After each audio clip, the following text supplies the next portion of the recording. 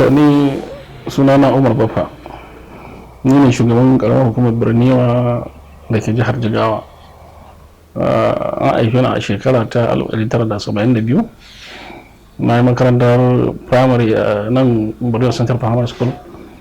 Na halarci makarantar secondary ta wadda ake kira Gaman Senior Secondary School Fantai, da dai sauran makarantu har da wanda na halarta. Na shiga cikin harkar siyasa kusan almost a cikin 1992, kuma har yau nake ciki. Kusan ina ce ni full time dan siyasa ne, ban yi ƙarya ba, domin ni ban taɓa aikin gwamnati ba, ban ma san aikinsa ba. Kusan dai tun da na gama secondary school na tsindama cikin harkar siyasa kuma har yau. Kuma alhamdulillahi kwalliya ta biya kuɗin sabulu, siyasa ta biya ni. Yanzu a halin da ake ciki yau ni ne shugaban ƙaramar hukumar Birniwa. Kafin na zama mun yi gwagwarmaya, mun yi adawa, ba abin da mu bi ba. Abin da ya danganci siyasa, an ɗaure mu, an tsane mu, an yi ba abin da ba a yi ba. To amma dai duk abin da mutum yake yi in bai gajiya ba, musamman abin da ya danganci gwagwarmaya, wata ran tabbas za a kai ga nasara. Kuma alhamdulillah ga mun kai ga nasara. Allah ya kawo mu wannan matsayi sakamakon yin duka gwagwarmaya da muka yi ta baya. Muna godiya ga Allah.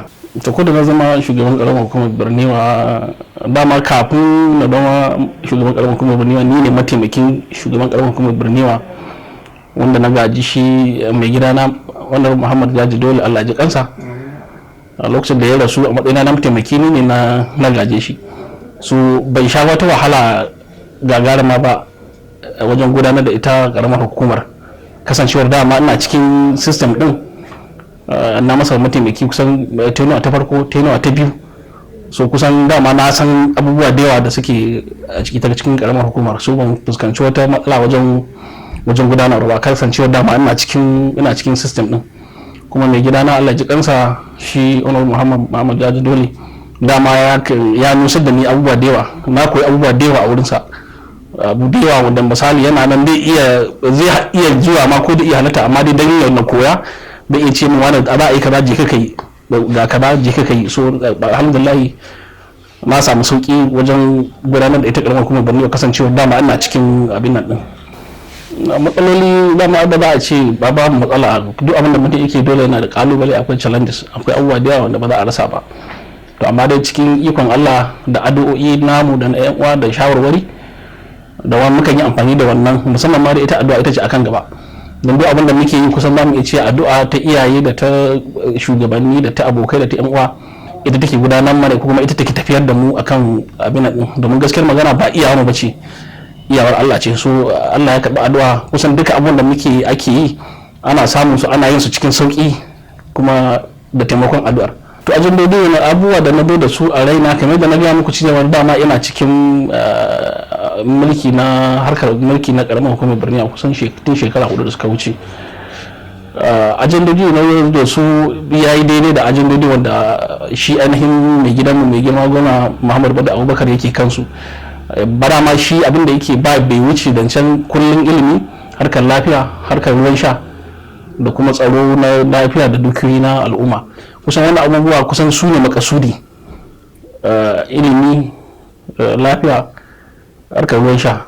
To wannan kusan ko da na zo inda za a duba kusan yan abubuwa na da dan tattaba daga zuwa na, misali na taba harkar ruwan sha, na taba harkar abin da ya danganci harkar ilimi, abin da ya danganci tsaro. Kusan dai su ne abubuwan da muka sa a gaba yanzu. Ba wani ce ba za mu taba komai ba, amma dai wannan din in sun inganta, ilimi, lafiya, tsaro, ruwan sha, wannan su ne kusan basic need da talakawa suke bukata.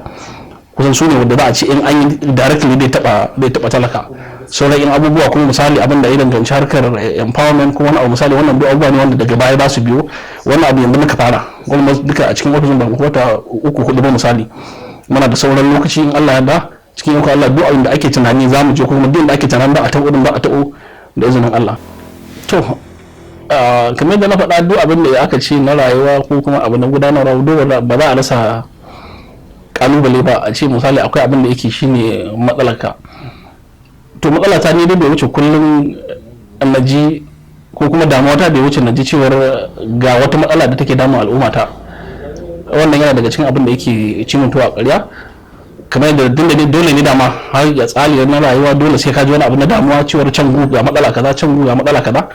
Ni ba da kalubalen da yace wannan na ji cewar wata matsala a wani wuri ko akwai matsala ta rashin ruwa a wani wuri ko akwai matsala ta kaza a wani wuri, wannan yana daga cikin abin da yake cimin to a ƙwarya, amma ba wai ban can ko wani yana kaza ko kaza ba wannan dama na san dole duk da aka ce akwai tsari na akwai mutane akwai wani na dole sai an sato, amma ni wannan baya damuna, ba ni damu da ta wuce wani yanayi na kunci ko na a matsayina na shugaba na wanda Allah ya dora min wannan nauyi, muddin na ji an ce ga wata matsala a wuri kaza to wannan ni kusan shine abin da yake damu na yake ci mun to a ƙarya, kuma nakan yi iyayi na gana tabbatar cewar a duk inda na samu labarin cewar ga matsala nakan kai dauki na ga menene abin da ya kamata na yi domin a samu wannan sauki. Wannan kusan shine kalubale na ne.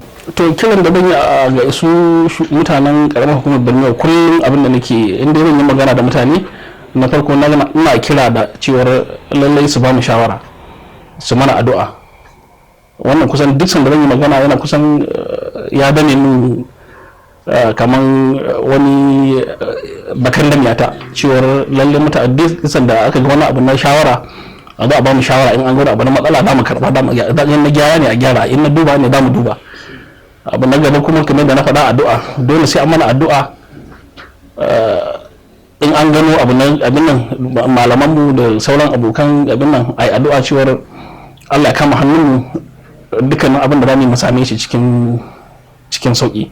Wannan shine kiran da nake, kuma da neman haɗin kai masu mutanen karamar hukumar ta Borno su ba mu haɗin kai 100% domin ganin samun ci gaban ita wannan karamar hukuma. Wannan al'amari shugabancin karamar hukuma ba abu ne ni kadai ba, abu duk dan karamar hukumar Borno in na ji daɗi ya ji daɗi, in an yi abin da dan karamar hukumar Borno ya ji daɗi ni ne na ji daɗi.